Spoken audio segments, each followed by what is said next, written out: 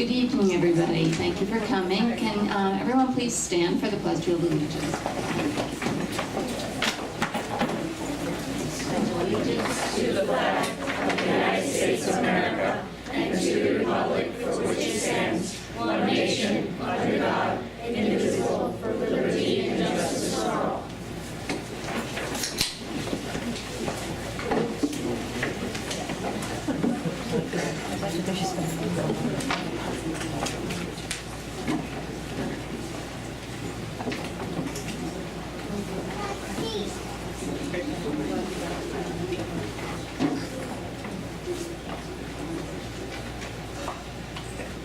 Can I have a motion to please enter the budget hearing?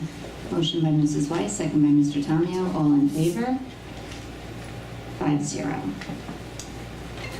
And it's yours, Mrs. Osborne. It's for me, I'm not here.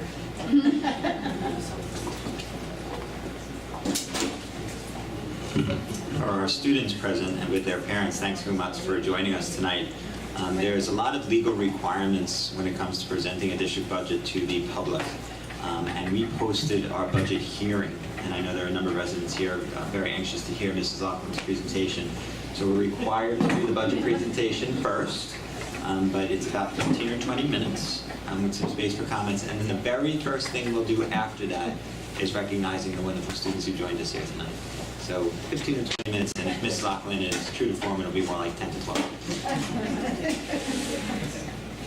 So we're going to go over the 2018-19 budget that the board has adopted at this point in time, and it is to be voted on in a few weeks. So we're presenting to the public a $61,606,082 budget. It is a 2.11% budget-to-budget increase, as according to the budget we're working under in this current school year. It's made of three components: the program, administration, and capital. Program, you can see, is over 75% of the budget cost, $46 million, and that includes all of our programs that touch the children, all of the instructional components within the budget, our transportation costs, our athletic programs, the music programs, our teachers, our teaching assistants, and all the benefits as it reflects to those individuals. The capital program is our buildings and ground crew, our maintenance, our utilities, our debt, our security team, and then the administrative is all the administration within district office, within the building levels, support in service training that we provide to all of our staff. So all three of these together is what makes up the budget as a whole.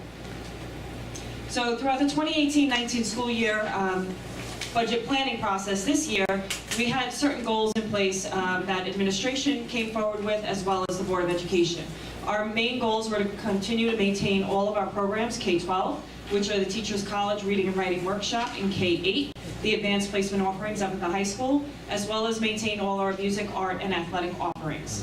Some program enhancements that we were able to get into the 2018-19 budget. At Harley, we are providing an AIS math provider, and that's just a simple shift of personnel from Boyd down to Harley, where they currently had 3 AIS math support. We're now just taking one of those and putting them down at Harley to try to get the children at their youngest level of learning. Boyd, we have additional support for E&L students. We have some of our highest population in that building, so we're looking to support those children as much as we can. And in middle school here, we are looking to implement a 9-period day. There's enrichment opportunities within that 9-period day. There's further information on the website, as well as some meetings taking place at the middle school level with those parents and through the PTA. John Glenn High School, we're expanding the capstone program into its 2nd year, and the Chromebook initiative now reaches grade 10. So we will be grades 6 through 10 in the 1-to-1 Chromebook initiative. District-wide safety. We look at safety as a whole. We look at it at the mental health side as well as the building itself. So we have added additional guidance counselor at the high school level, a K-12 school psychologist. This person will be located within district office, but they're there to support all students grades K through 12. That actually is a mandate to take place in 2020 that we are now just getting 1 year ahead of to start implementing that. The additional security guards, some of you may have already seen, we've already started implementing that this year. We're continuing that into the following school year. And a security supervisor. We've not yet developed what that person job would entail, if it's a full-time or part-time. But through a security audit that we did about a month ago, it came out that we should really have one centralized person that's overseeing it. Currently, security is overseen by numerous administrators, of which none of us have a professional background within that area. So it is important that we have former law enforcement in the district that's overseeing all of that staff. And then the other part is desirable class sizes K through 12. Maintaining fiscal health is another key component, and that's just to make sure we continue to fund our reserve. We're looking to create a capital reserve, which we'll get into in a little bit, and maintain the undesignated reserve of 4%, which is the maximum allowable by law. So for 2018-19, the revenue, the funding sources of the budget, you can see the largest portion is the tax levy. Our levy limit allowed by law, by the formula that's derived by division of budget, is 4.21%. It is not the 2% that's been put out there and that a lot of people perceive it to be. 2% is CPI, and it's only a portion of our formula. We have a lot of other components that go into play here. So 2.72, though, is what the board has decided is the amount that we would need to support our programs and that we feel comfortable going out to the community with. State aid, while we do see a decrease in the overall aid, that's due to building aid. Our building aid pays out over 15 years. We're reaching year 16 on some of our payments, so they're just falling off schedule. When we start our new capital projects, we'll start seeing building aid go back onto the books as another revenue source. Miscellaneous income, that's various things. That's interest on our bank accounts. That is tuition that we receive from other school districts for students coming in for educational purposes. It is refund on prior years' expenditures that we receive from our BOCES programs. It's some student fees, as well as any other type of fundings that may be coming into the district, or even building use fees. Fund balance allocation, we're currently allocating $1.4 million this year to fund balance to support the budget. Next year, we're reducing that by $225,000. If you recall, that is our 4-year plan, is to reduce that number down as much as we can each year. And it's all as much as sustainable given what the tax levy would be in those years. The ERS reserve, that's the employee retirement system. We have 2 retirement systems that we fund, the teacher's retirement system and the employee retirement system. We're not allowed to have a TRS reserve. We do have the ERS reserve, which at this point, we are almost fully funded. They estimate that a fully funded reserve will be 3 years worth of expenditures. So our goal now is to actually start using the reserve, and then we would fund it at the year end should we have additional funds left over in the budgets to do so. So the tax impact. This is, I know, what everybody is curious about, what they're looking, how much are your taxes going to go up. After conversations with the town assessor and finding out the average homeowner values actually have decreased in the district over the past few years. So the average value of the home is $3,500, and so you can see from year to year, it's about a $280 increase on the annual basis. And again, that's an estimate. That is where it stands at this point in time. The true assessed values don't come out until late September, early October, and that's when we set the tax levy. So that information could fluctuate given whatever other grievances are out there or any other new buildings that may be coming onto the assessment roll.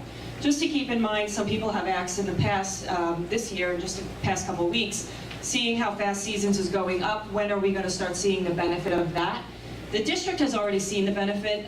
Just to make that clear, we received our $500,000 this time last year. They couldn't get their permits without paying the district that money. So we've been made whole as to that agreement. The taxpayers now will start to see the benefit of the seasons. In 2019-20 is when they'll start falling onto the assessment values.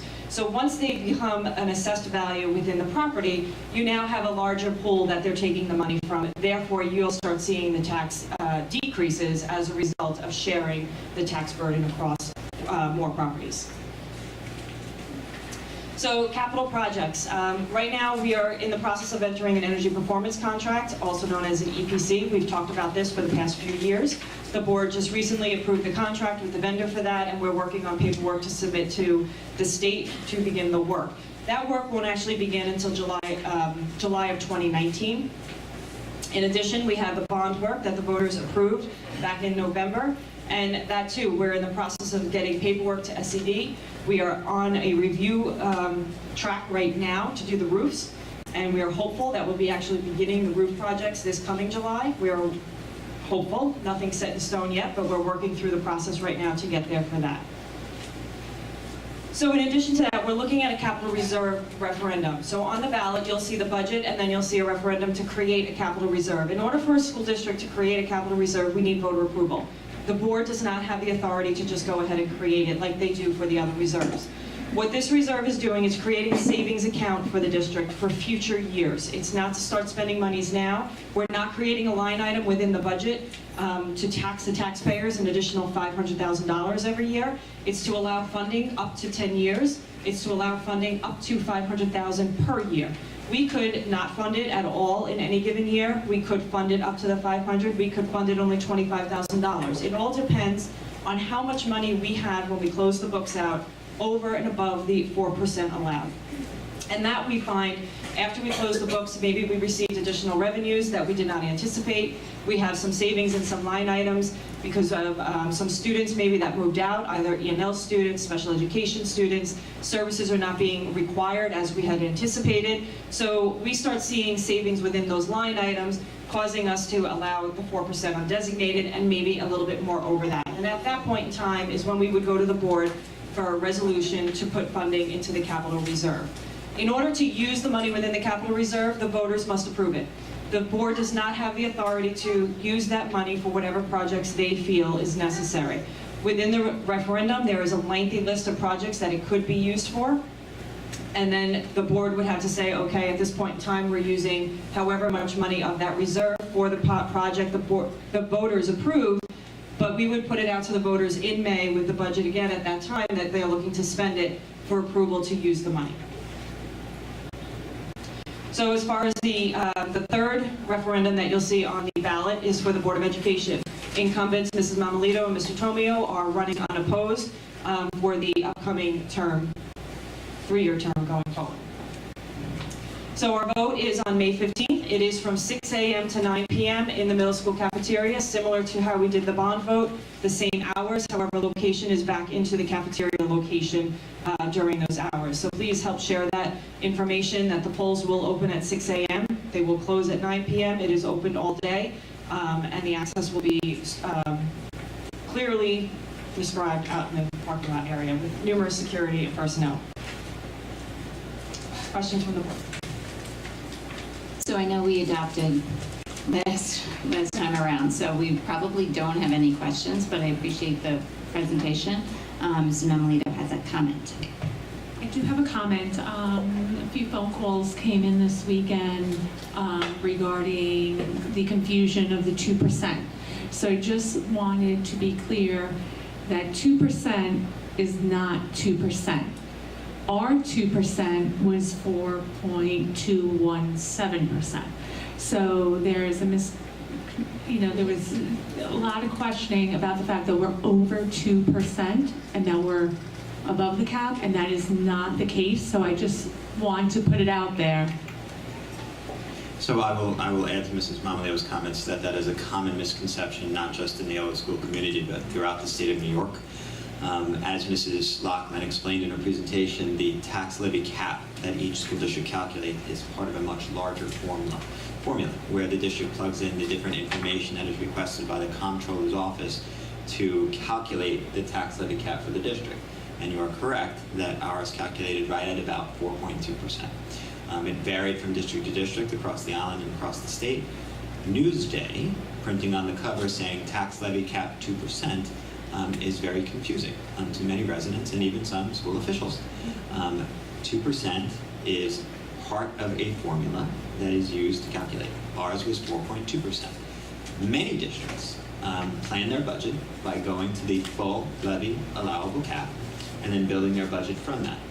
As we began to evaluate our budget and our needs as far back as October, we became aware that we were going to have certain levels of flexibility this year within our allowable cap.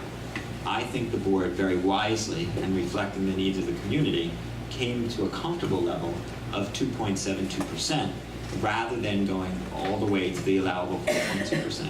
We need to be sensitive to our taxpayers and residents who just approved the bond earlier this year, who obviously have other expenses and household priorities. At 2.7%, we need a simple majority vote. It is not a Pierce. And within that levy cap, we're able to provide not only a satisfactory instructional program, but a excellent instructional program highlighting targeted areas for improvement, including enhancing of the security and mental health of our students and staff. So we're very proud of the budget that's been adopted by the board. I know that it's great support amongst the board, and we're hoping to see a similar level of support from the community. But yes, it has to be part of our goal to make certain that every resident understands that we are under the cap. To add to that, the formula of which we derived that number has been presented to the community and to the board. I believe it was in February that we presented that. So it is up on the website on our presentation from that point in time. So please take a look at it. Any questions that anybody may have, feel free to call me or email me, and I'll be more than happy to walk you through how that calculation works. Also, the meeting before the adoption, we discussed a lot of the reasons why we didn't feel comfortable going to the full 4.2%. And we had a great discussion at that meeting. So those are all archived on our website, and you can watch those videos if you're kind of confused as to how we got to this point. Any other questions or comments by the board? Okay, so let's open it up to resident remarks.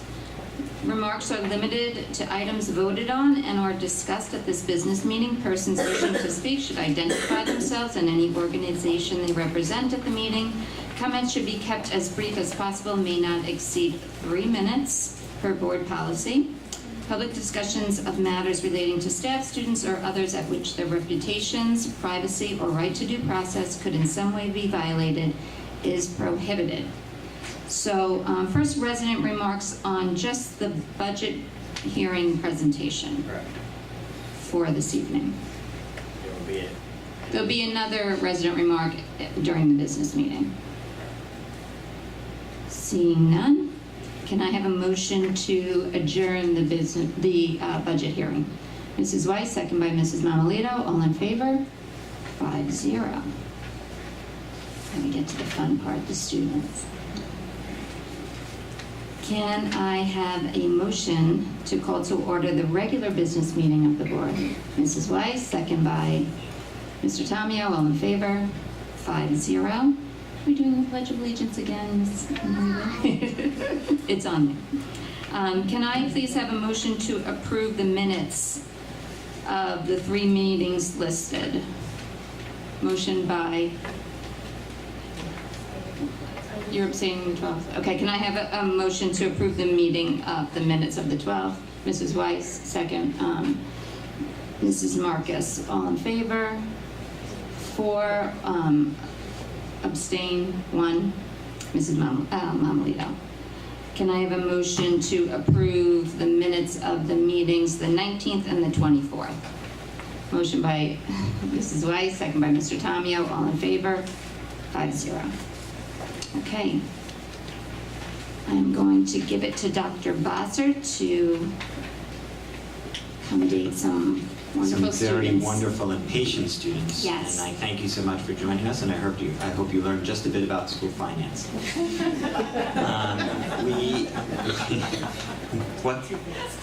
I would like one of our students from Harley to explain how the tax cap formula. You got it? We are very pleased that we have their answer. we have a number of students to recognize tonight. One of the things that we take very seriously in Elwood schools is creating an environment where all of our students feel safe, nurtured, and cared for. So one of the initiatives that came from the Student Council was an anti-bullying initiative. And I'd like to call upon the Student Council Advisor, Mrs. Kalinowski, and our John Glenn High School All-School President, Mrs. Coster, to explain what took place and present us with some wonderful students.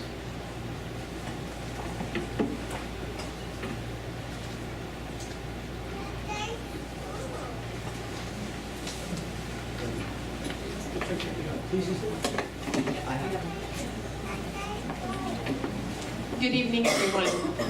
As Dr. Bosser said, my name is Chris Kalinowski, and I have the pleasure to be with my all-school president, Emma Costa. This year's Student Council took on an initiative against for an anti-bullying campaign. That's something very near and dear to many, many people's hearts throughout the country. And I have to say, and I'm sorry to admit, that it wasn't an original thought on my part, but I did have a little bit of help by just seeing some signs around town.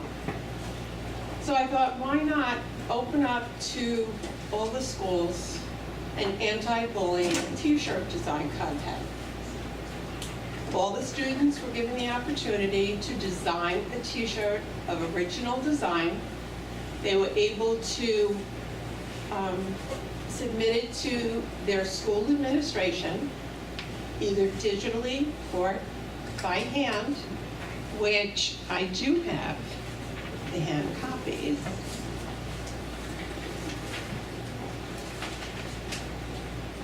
Which I personally think they were amazing. I'm going to show you the color one.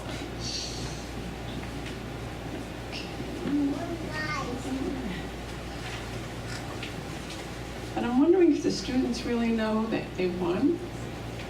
Do you know? Okay, so maybe what I'll do is, do you have one?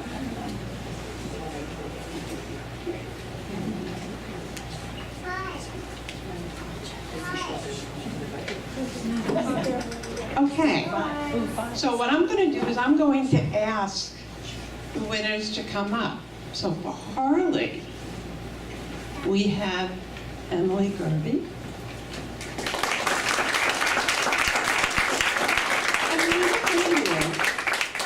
Second grade, well, you did a phenomenal job.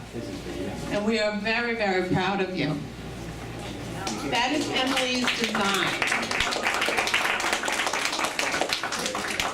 Mrs. Milan asked me to express her regret for not being able to attend the meeting, so I'm congratulating Mrs. Milan. This is again for me, but for other students, we have their principals here as well. And Emily, we'd also like to give you a gift card as courtesy from John Glenn Student Council. Congratulations. Our boy. And now, I hope I don't mess this one up. Daoud Mali. Daoud's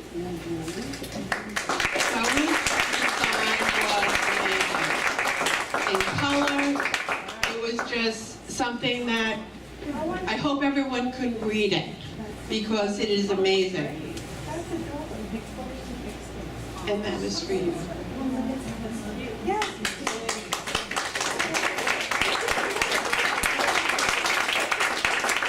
For middle school, we have Chloe Kyle. Chloe, we're so proud of you. We really are. That is Chloe's design. And Chloe, and this is from Student Council. See, you were wondering what you were going to win. I'm from the high school.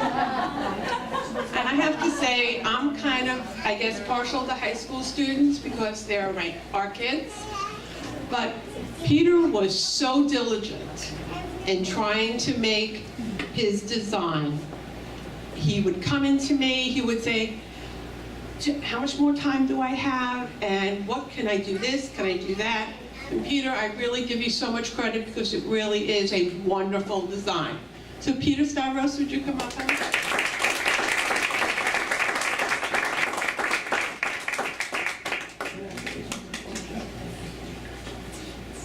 Peter, and this is from Student Council. They're going to be able to order these t-shirts. I'm going to make up flyers in each, to be put in each of the virtual backpacks. And then the t-shirts can be ordered. All the proceeds are going to go to Sandy Hook Promise.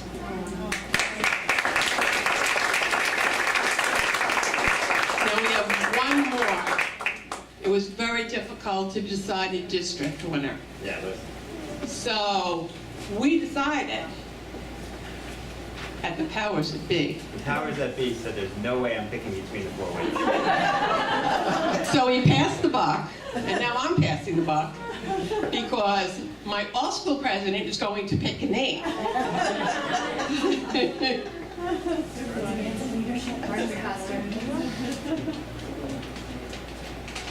Daoud.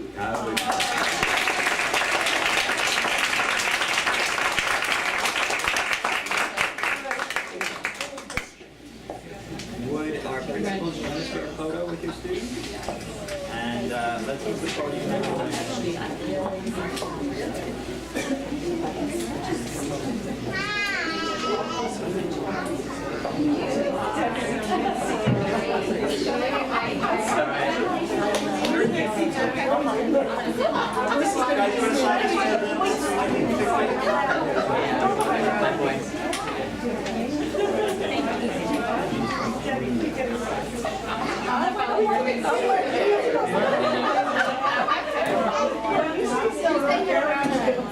Oh, good. You can see how you can just get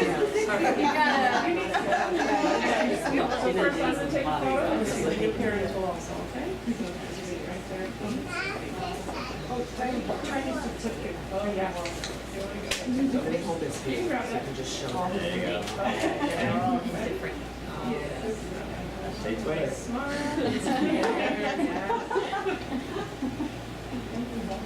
Okay, who's next?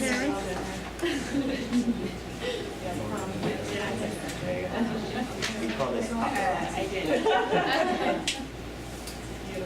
Okay, and Mom? No, you. Everybody got it?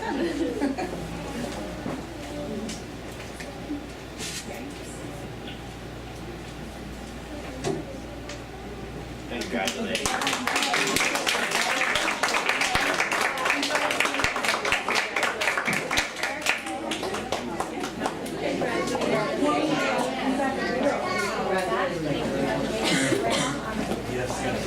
I'd like to take 2 hours class. I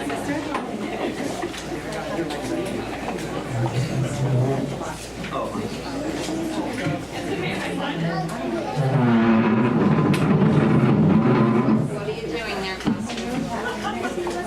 Congratulations to all the students. We're so proud of you. Great job.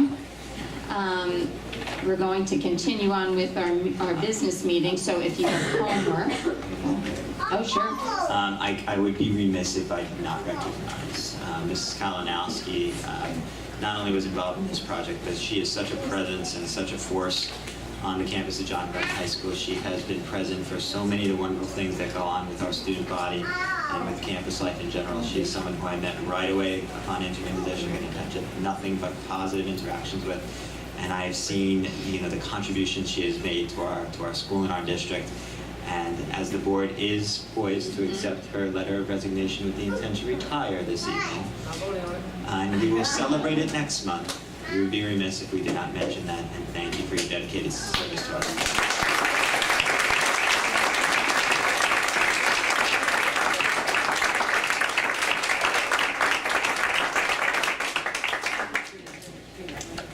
Thank you, Dr. Busser. Well Mr. deserved. Kalinowski seems to be smiling. Both of you out in the yard when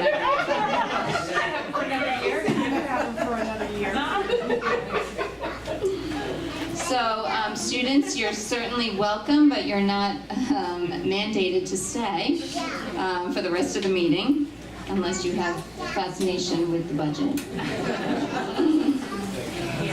Thank you so very much for coming, and congratulations.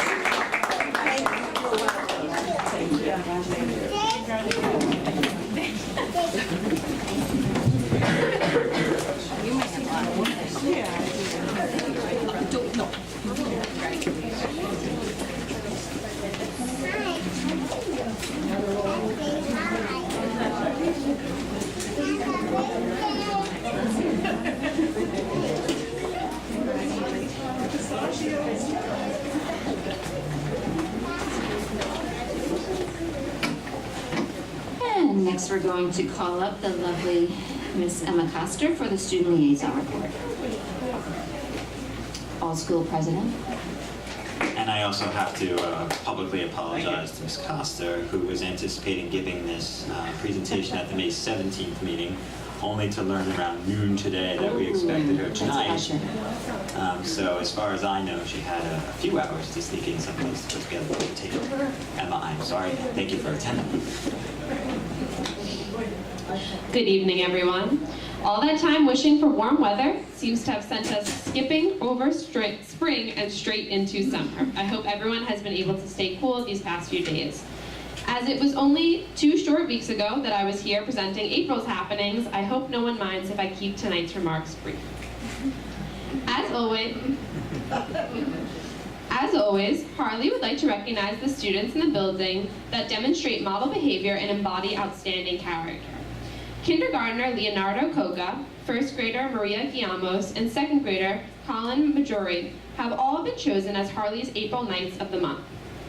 The second graders have embarked on their second year, or grade enrichment and recreation, this week and will continue this initiative through mid-June. Once a week for a double period, the students participate in small group enrichment opportunities. Harley is offering a wide range of enrichment clubs as well. Acting It Out, American Sign Language, Catch Me If You Can, Club de Español, Find Your Path, Spring Into Math, Fitness Fanatics, Full Steam Ahead, Global Games, Lego Challenge, Movie Magic, Nature Artist, Peace Love Yoga, Save Our Species, So You Think You Can Dance, and the Harley Herald provide students with so many wonderful ways to get involved and further their education outside the classroom. The middle school has joined in the efforts of the Knights of Good to create a new 5th grade orientation experience. Students, along with Mr. Schwartz and Dr. Sapienza, developed a presentation to share a day in the life at EMS. The incoming middle schoolers were able to watch the video and hear all about how to successfully transition to their new building.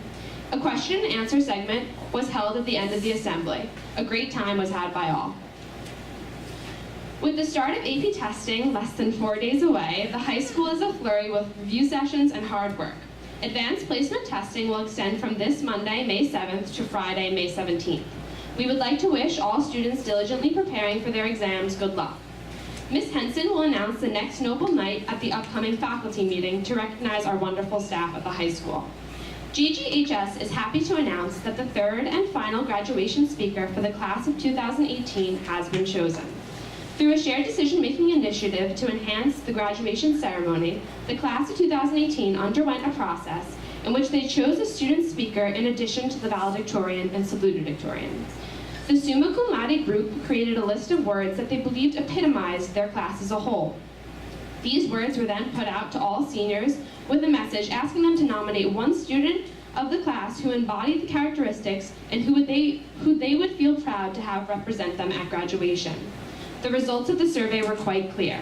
The summa cum laude group agreed with the majority of their classmates and decided to ask one very special young man if he would be our first ever student-selected speaker. I'm incredibly happy to report that Ruben St. Paul has accepted the nomination of his peers and will be speaking at the class of 2018's graduation on June 22nd. As Ruben or as Mr. Good? Yes. Whoa!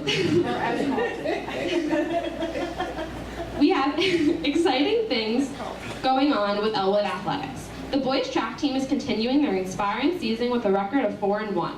The girls track team currently holds a record of 4-1 as well. The girls softball team is working hard and looking forward to their last few games. The boys baseball team is also working hard with a record of 2-14. The boys lacrosse team is having a close season with a record of 5-7. The girls lacrosse team is 5-6 in their conference. The boys tennis team finishes with a record of 4-10. Seniors Nick Yang and Bailey Lunig, junior Zach Siddiqui, and sophomores Zane Siddiqui and Russell Halder will go on to compete in the division tournament tomorrow. We wish them all luck and hope they advance into Saturday's matches. Good luck to all of our Elwood teams as they finish up their seasons. We look forward to the pride you'll bring to us at Glen. So many wonderful things are coming up as we prepare to end another year. Along with all the excitement is also preparation for end of the year exams. The Regents review schedule will be posted on the John Glenn High School website soon. Again, we wish all those students preparing for APs good luck. Thank you all for your time and attention. I look forward to seeing you in June.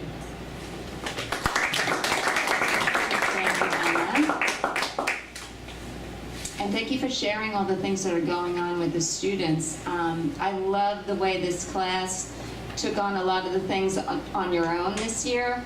The new graduation speaker, the walkout situation, the way you involved all the students in making those decisions under your leadership and your peers. I think you guys did a great job this year helping lead the students of the high school.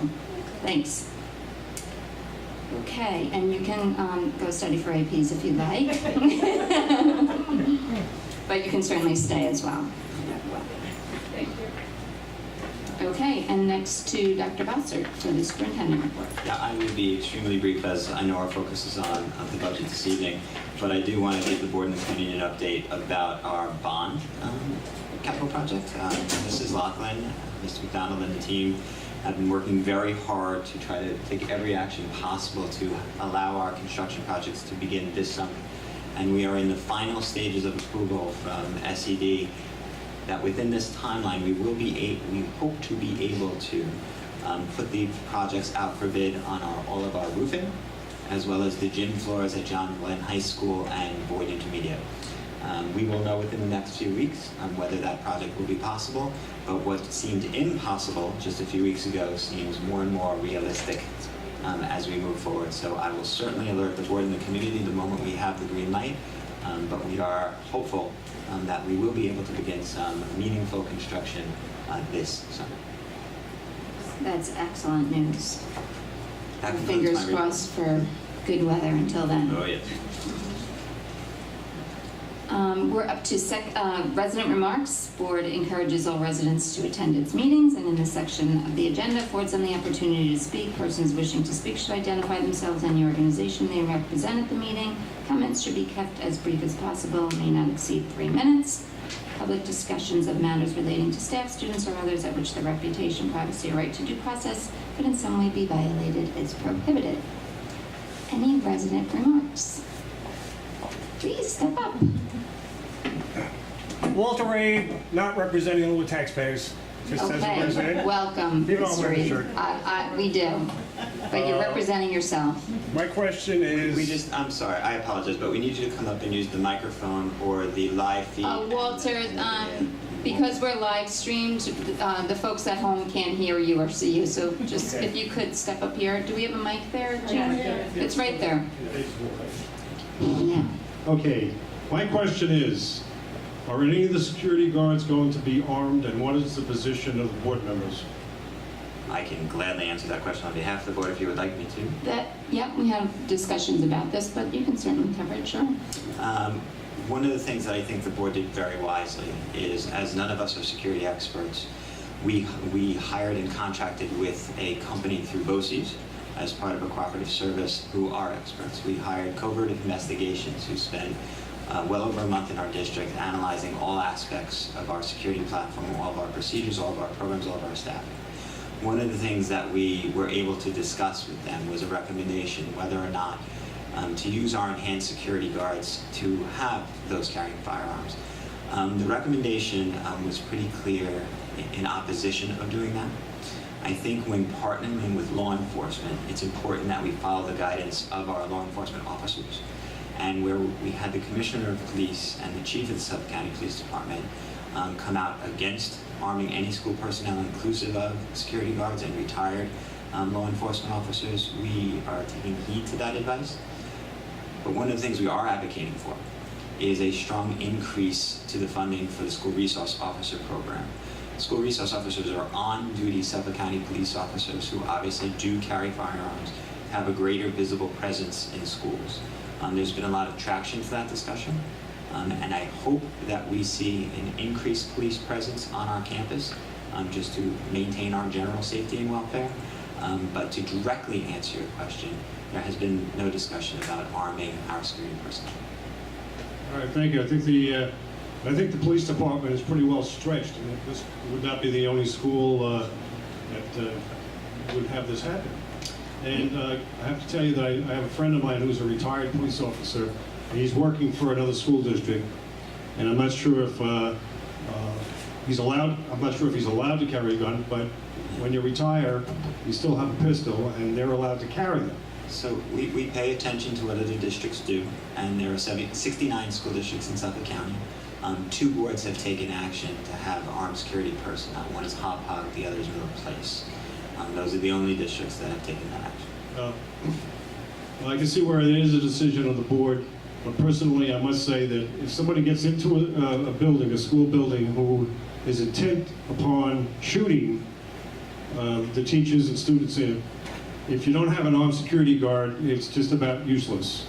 All right, that's my personal opinion, and I'm sure you have the responsibility to do what you feel is right, but I feel it would be better if there was armed security guards in the school. And I can't think that it would affect the students where they have to worry about an armed security guard. But like I said, that's my personal opinion. I hear your passion, so I'm going to ask you a favor. It was about 6 weeks ago where we did a thorough presentation of that security audit and the recommendations, and part of that was a discussion of arming guards. Go back and watch that video, which is posted to the website, so you have greater insight into the discussion that occurred, as well as all the other enhancements that we are putting into place and are considering for the future.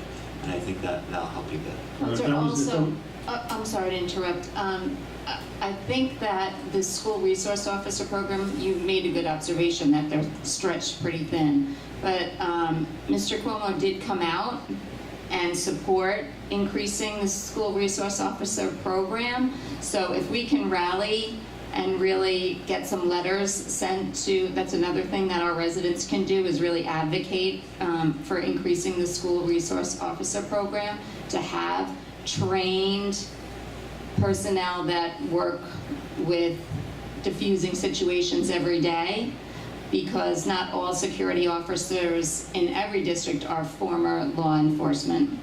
So it varies a lot in terms of former experience and what kind of experience they had. So I think that's another thing that our community could do, is to really advocate for that program. Okay. If that was a public meeting that you were talking about, but the video, I was in Florida at that time, so I missed it. It's archived though. If you want to click on it, you All can. right, It is on the see my website. time is up. Yeah. We wish we were in Florida with you, considering the winter we all experienced. I have one other question, and it probably takes 5 seconds to answer it. Oh, well, I'm going to give it to you because we spent most of your time talking ourselves, so go ahead. All right. What year are we going to be going in with the teacher's contract? We are in the first of We're a in the- 5-year agreement. Yeah, 1 of 5. This one is the first. Of a 5-year agreement. Okay, so we'll be four more years in. Yeah. Thank you. Mrs. Marcus, did you want to comment? Yes, I just wanted to, it's very loud, just comment briefly. Mr. Tomio and I are on the safety committee. We're the chairs of it. And we just recently, I don't know, a couple weeks ago, had a meeting with community members who voiced your same concern and desire to have armed security guards. And we made it clear, and it's in the minutes that are public of that meeting, that there hasn't been a formal discussion or a formal decision. And so we are still taking it under advisement what the community would like to see. So we appreciate your comments, and it's... Yeah, and you can also come to the safety committee meetings. They are open to the public, so you can come in. Okay, thank you. Well, I guess anything can change in the future, so year by year, whatever. Okay, Thanks for your comments.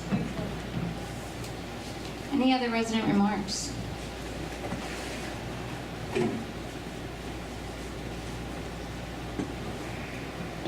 Hello.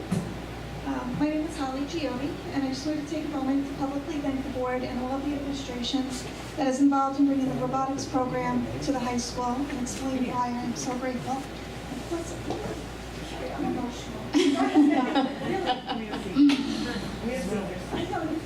Senioritis for the parents.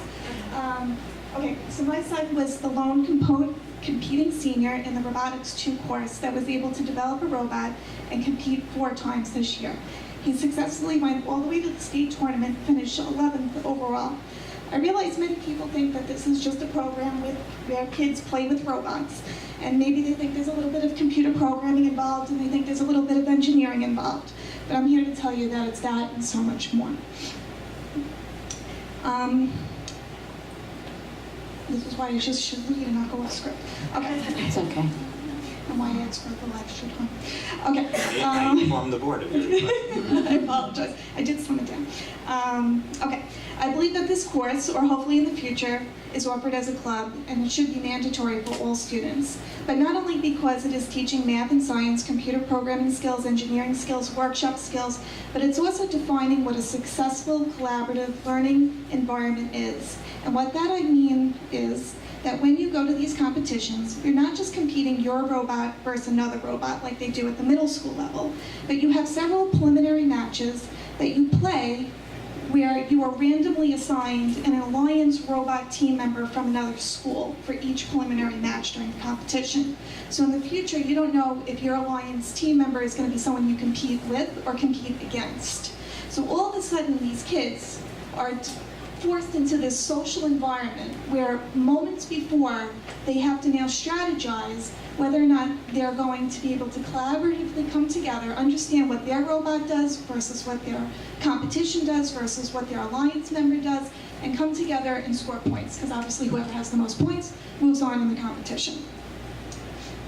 So in between the matches, there's a lot of scouting that's going on, there's a lot of social play that goes on, and in order to get past the preliminary rounds and get into the finals, I'm sorry.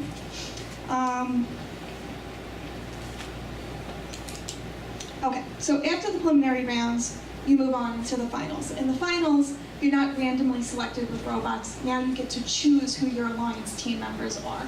So again, there's all this social play that goes into this. All right, so why am I telling you all this? First of all, I want to publicly thank Mr. McGuire, all the administration, and everyone for putting together such a program, because it's not just about robots, it's about so much more. When we speak about trying to prepare our students for careers that we don't yet know that exists, this is a program that we have in Elwood that's doing that. And for a kid like Peter, who is socially awkward and maybe doesn't have all the skills there together, when I saw this competition, which I have to tell you is just as exciting as any varsity sport with 10 seconds clicking on the clock, I mean, you're sitting on the edge of your seat, you're screaming just like, you know, it's double overtime. It's intense. And Billy, I grew up with playing sports, and my kids don't, so I'm getting used to that we're playing with robots now. But this is just as exciting, and it puts everything together in that collaborative style of learning. So I want to thank you. Not only did you allow my son, for me to have the confidence to move forward in his career and adulthood, I know he's going to get through. I never thought it was going to be a robot that would teach me that he would be there. But this, to me, is a program that all of our kids need to know and be able to experience. So thank you.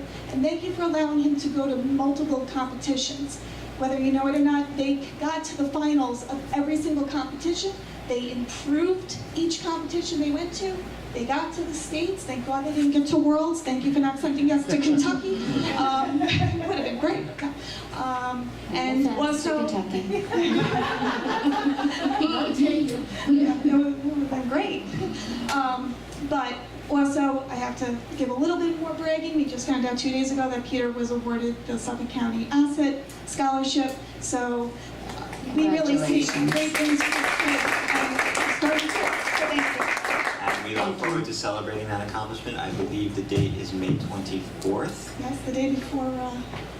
The We Memorial don't Day. have work Friday, don't we? But I have work. No, we don't. It's going to be very hard for me to get off by then. May 24th is the Asset Luncheon, where our scholarship winners, which we had two, Oh, great. will be Wonderful. recognized and receive $2,000 in scholarship money. Oh, wow, that's excellent. Thank you so much for sharing that with us. Holly, where's Peter going? Oh, he's going to SUNY Polytechnic in Utica. And is he going to study Computer science. Wonderful. Congratulations. Thank you so much for sharing that. Yes, thank I definitely was not aware of all that's involved in the robotics competition, so that was fascinating to hear. Okay. Any other resident remarks? Uh-oh, the senior parents are crying already. Wow. I'm a senior parent. Keep it together, Bosser. Next up is the, Kids are in kindergarten. like the rest of Elwood.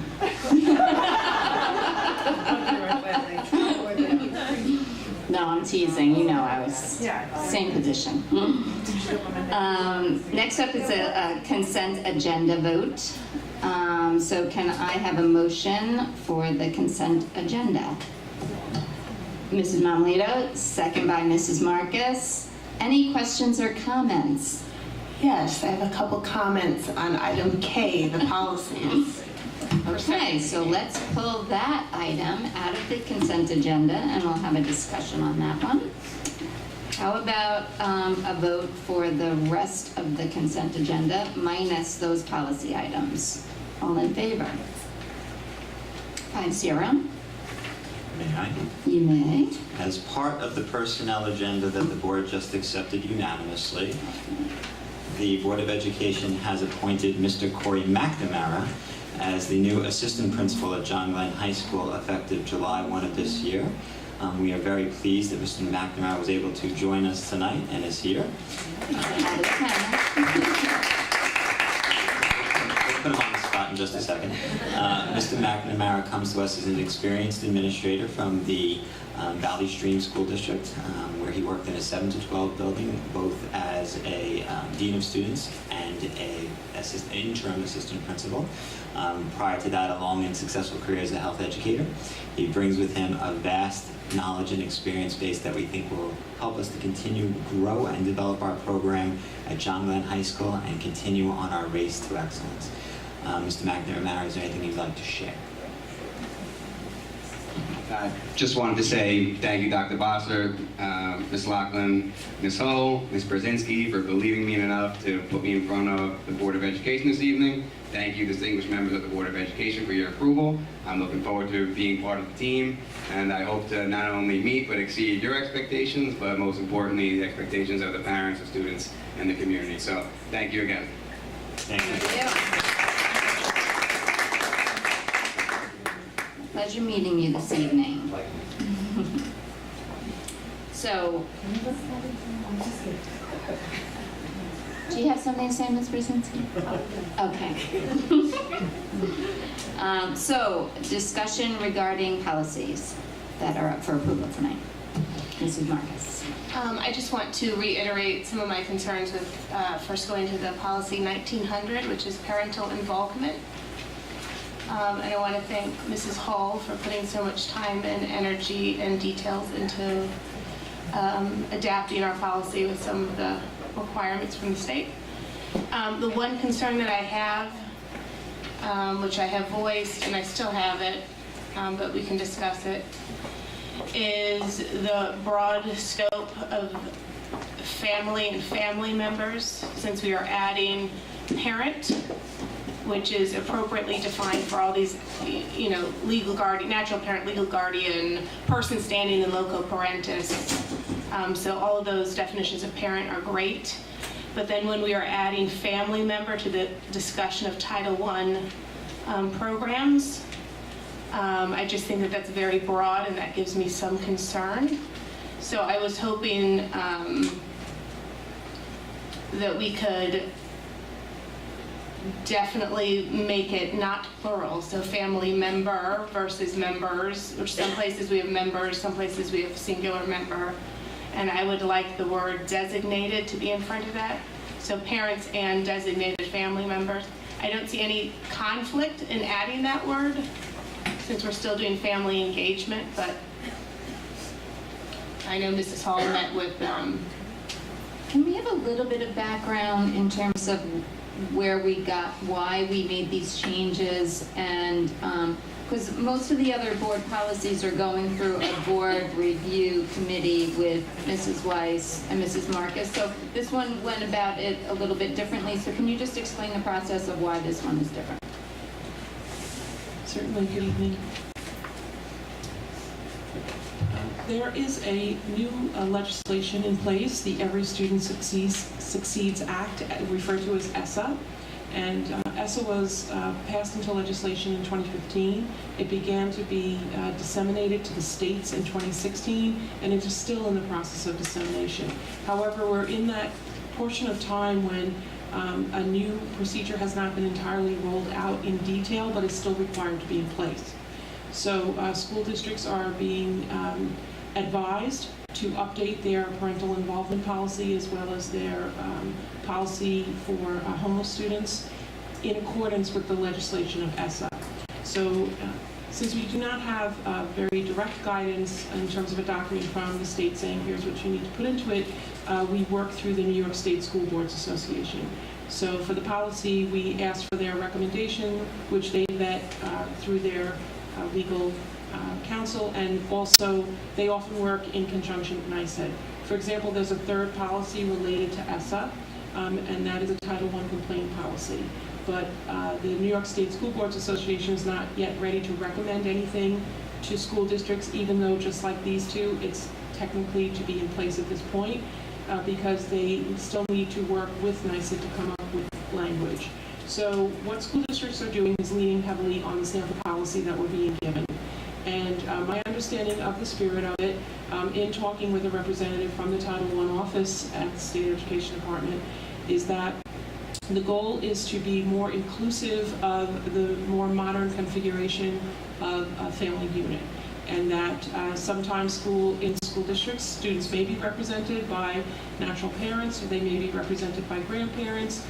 And in the policy from the New York State School Boards, they mention that it could be a grandparent that a student is living with, and then they mention it could be an appointed guardian. So they're sort of making a distinction about the informal relationships that have developed in families at this time to care for students. The gentleman who was visiting our district to look at our compliance level was sharing that perhaps it's something that is more frequently seen in more urban settings, but that in fact the law is requiring, the legislation is requiring that we have a heavy emphasis on family engagement, and so it's meant in different ways. In the spirit of this, it's this idea that students may be represented by someone other than their natural parent, but there are other aspects to the policy that deal with schools doing very concerted outreach to bring families in. So, for example, this year, we posted on each of our building websites. We took all of the events from all the calendars that we knew about, we compiled them into a list, and we put them up for parents as a very quick place to look. Our Academic Intervention Services Committee has put together a family engagement brochure, which they are reviewing one more time at our next meeting before we distribute it. And that's just helping parents have a quick reference to phone numbers, how we provide Title I, academic intervention, and again, the list of activities that parents can be involved in. So family engagement really has multiple meanings. And unfortunately, there's not that one document that said, here is exactly what you need to do to your policy. And as the gentleman who I was talking to explained, sometimes it's defined through the compliance method. So as they're reaching out to each school district to check their compliance, things start to be defined. So we did lean very heavily on the policy as recommended by NYSBA, and there is that one section that does talk about the natural parent, the grandparent students may be living with, or other family members, or the legally appointed guardian. So it sounds like the spirit of this is that students who are struggling in school, who are targeted through Title I, have to have parent involvement in order to help them be more successful. And that the idea of the policy is to ensure that someone representing the student is able to come in and help work with the student and the school for the student's success. So can I ask a question on that? So it's not a specific person then, and it doesn't have to be a consistent person. So at one point it could be the grandparent, another point it could be the aunt. Can I give just an example? My niece taught special ed in the South Bronx. At one point in her school year, she had a conference with a mom. And then that mom was incarcerated. The father was already incarcerated. So both parents were incarcerated. The grandmother then came. The grandmother was then hospitalized. The 18-year-old brother came. The 18-year-old brother moved away. The aunt came. Then the oldest cousin came. All within the course of a year. There were many different people involved in that child's life that took the responsibility to meet with the teacher, but it wasn't the same person ever. So I can, as a medical person, we always designate a family member because you don't want 50,000 phone calls and you're answering the same question, and I hear those concerns because I deal with that all the time. I don't, you know, you want to designate somebody and they're the person. But in some instances, like the one I just brought up, I can see where some kids just don't have that go-to consistent person. So how do you allow for that? And I think that's what this governing body is trying to do. I think it makes the most common sense to say designate somebody so that we're getting some consistency for the child's sake. But I think unfortunately some children don't have that consistency. Yeah, I think I'm making a boogeyman out of this, to be honest, just with the language of it. My concern is that I don't want to, I get the rotational aspect of different family members coming in. I just didn't want it to be a burden on our district to invite multiple in the same conversation. Does that make sense? Versus an engagement program where maybe we're engaging the whole family and anyone really, but when we're coming into the meeting aspect, I didn't want it to be multiple people showing up. But again, I think that's kind of a boogeyman that probably will not exist anyway, but technically. It's a fair question, but I will give you the insight that typically we struggle to get any representation from some parents rather than multiple. The one caution that I always give to the administration, because as you know, these policies are vetted through administration prior to the board's receipt. And to just further answer Mrs. Freed's question, the reason why this specific policy and some others did not go through the typical vetting process through the subcommittee is because the urgency of the state audit that we experienced. And Mrs. Hull had explained that electronically to the board, that because of the timeliness manner, we needed to have these policies drafted and prepared for board review. So we did deviate from the policy, but from our practice. But typically, when I have the administrators review policy prior to board presentation, I caution them that when we get samples from the New York State School Boards Association, they've been written by a governing body and reviewed by council within that governing body. So even when we think something makes sense to change it, I really caution and ask them to limit the scope of the changes we make, because I don't know, if a lawyer has reviewed it and that's their area of expertise, I try to take a step back and to question myself why I know better. So I don't think there's any flaw to your logic in thinking. My only caution on this and all policies is once it's been vetted by council, we should be very leery of making any change that could be seen as substantive. And there are legal limitations in terms of involving people. I mean, if a child has two parents that are willing to participate in the child's care, they are the guardians of the child, and, you know. Yes, we have other systems in place that still will go through that. For example, only the designated person can ever pick a child up, or, you know, so that we have other protocols that this does not change. I think it does leave some interpretation, but it seems like the spirit of it is the example that you provided us. It's just interesting that the state is, you know, they're coming to inspect us, and it's really important that we get these things in place, but they're not really giving us guidelines as to exactly what they actually expressed their own, they right. I mean, whatever, and acknowledged it, that it seems that the compliance review is what is providing the districts with insight and guidance. Okay. Also, the business I do to work in the state. Any other? I have one more concern on Sure. the next policy, which is 5150, homeless children. Speaking of state guidance. 5151? Yeah, 5151, so it's the only other one that's on here with us. I don't know how to direct anybody's attention to it, but there's a portion of it that talks about basically the homeless child would be allowed to continue attendance in the same building until the end of the school year. Agreed. And then, you know, for one additional year, if that would conclude the child's tenure at the building. And then we also have, if a homeless child completes the final grade level in his or her school of origin, which is where you're starting, the child may also attend the designated receiving school at the next grade level for all feeder schools. So that sounds contradictory to me, just reading that, and then I had Mary Lou print out for me the NYSED Office of Legal Counsel's guidance on it, and I just was cramming again and again, sitting here, which is why maybe I look distracted, but I cannot see anything in the legal guidance saying where if you conclude at a feeder school that you are entitled then to the next receiving school. Maybe I could be wrong, I just cannot find it. Again, it's requirement, it's law. This is also changes under the ESSA Act. This is new to us. We're learning it as we go and as each situation arises.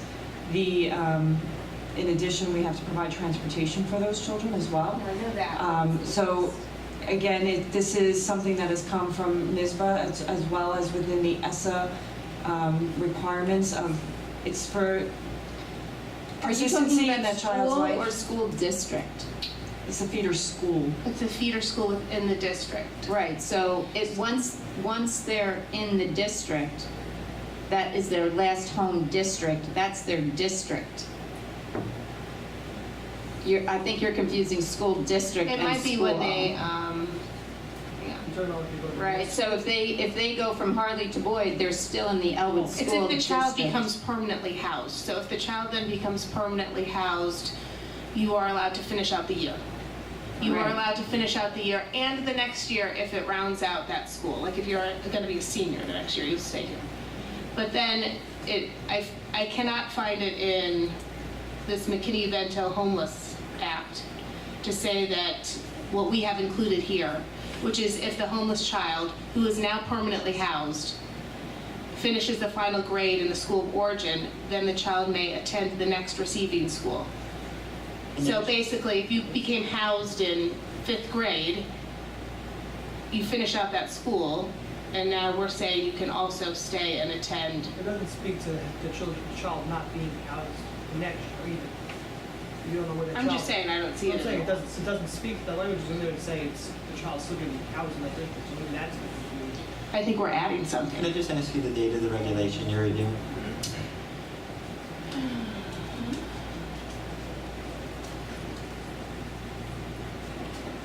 I'm reviewing guidance of it. Right, when was it offered? Yeah, I'll look it up. I want to say 2017, but I didn't look for it. ESSA has caused a lot of changes surrounding homelessness governance. So it's possible that you don't see the matching language because that portion hasn't been updated. One of the things that's become very clear to school leaders is that there is a tremendous focus on the part of the state to try to create as much stability and flexibility for students who are declared homeless. And I am not certain that the guidance from the Commissioner's Office has yet matched the federal requirements that have come through ESSA. That might be the reason why you're seeing contradictory language, but I'm being subjective. I can't say for sure. In addition, as we stated before with the other policy, we took what NYSBA's guidance is. We did not add any additional commentary or requirements to it.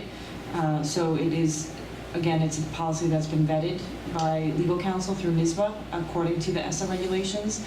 And some of these where we actually had questions, we posted to our counsel because we were a little concerned. Some of it was new to us that it just didn't sound right in our heads, and we vetted it through Ingram and Smith as well. And they did come back to us and say, no, what NYSBA is telling you is what you need to do.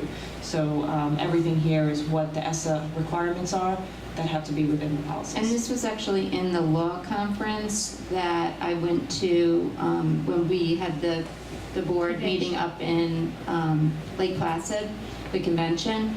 They reviewed the whole ESSA requirements, federal requirements for homelessness, and matched it to the NYSBA guidelines, and it was probably an hour and a half discussion about the changes in homelessness recommendations.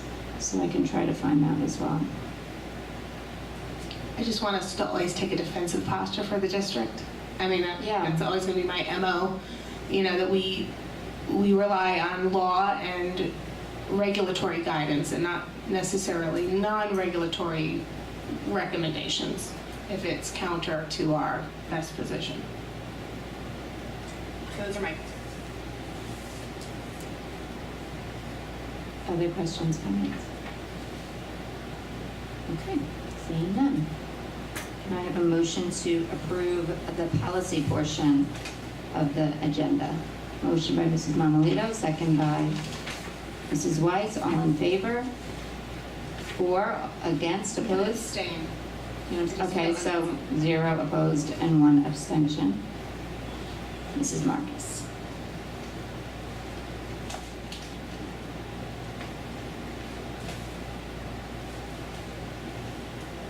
I believe we're up to second resident remarks. Oh, any items not listed on the agenda? Yes, I have one very briefly. Oh. Ironically, Mrs. Freed just made reference to the law conference she attended this summer. I'm Ironically? sorry, in Lake Placid earlier in the fall. One of the things that New York State School Boards does is they like to recognize and reward board members who go above and beyond to invest in their own professional development and learning. And as each of our board members engaged in those types of activities throughout the school year, I have received these certificates of recognition from NYSBA School Board University for Board Excellence Award for each of you. So this one's Famous. Samio. Thank you. Marito. Mrs. Weiss. And congratulations, Mrs. Moss. I didn't check them out. Ran here. Okay, thank you. Second residence remarks. Do I have to read it? Is anyone going to step up and speak? Okay, I won't read it then. Oh, I do have to make one correction, one more vote, because I was in error. The minutes of the April 24th meeting, I'm thinking that was an evening meeting, but that was actually that short BOCES meeting. So I have to re-vote on that, Mary Lou, because I wasn't there. Do I have to re-vote, or can we pull it? We can correct it at the next? Very good. Can I have a motion to adjourn? Mrs. Mamalito, second by Mrs. Weiss. Thank you all.